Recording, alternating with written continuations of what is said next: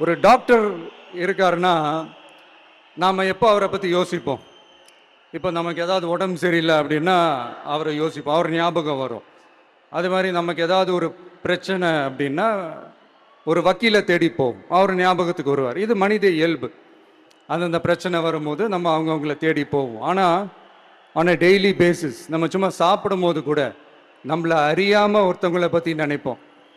நம்மளை அறியாமல் அவங்களுக்கு நாம் நன்றி சொல்லுவோம்.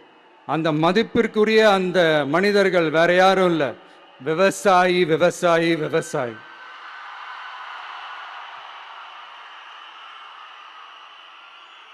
அவங்க பார்க்கறதுக்கு வேணா சாதாரணமா இருப்பாங்க, ஆனா அவங்க சாதாரணமான மனிதர்கள்லாம் கிடையாது.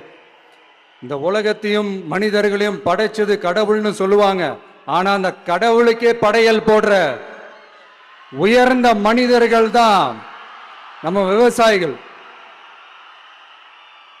இந்த பூமியில உயிர் இருக்குது, இந்த பூமியில பூ பூக்கும், காய் காய்க்கும், பூத்து குலுங்கும்னு இந்த பூமியை அழகா காட்டி இந்த பூமியை சாமி ஆக்கிறதுல இயற்கையோட சேர்ந்து நம்ம விவசாயிகளுக்கும் ஒரு முக்கிய பங்கு ஒன்று இருக்குது. அதனால நான் ஏதோ ஓவரா ஏதோ சொல்றேன்னு நினைக்காதீங்க.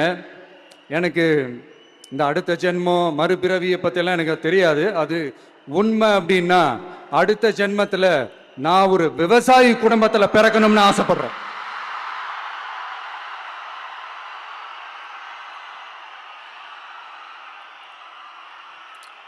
எனக்கு விவசாயத்தை பற்றி டீட்டெயில்டாக தெரியாது தான், நான் ஒத்துக்கிறேன்.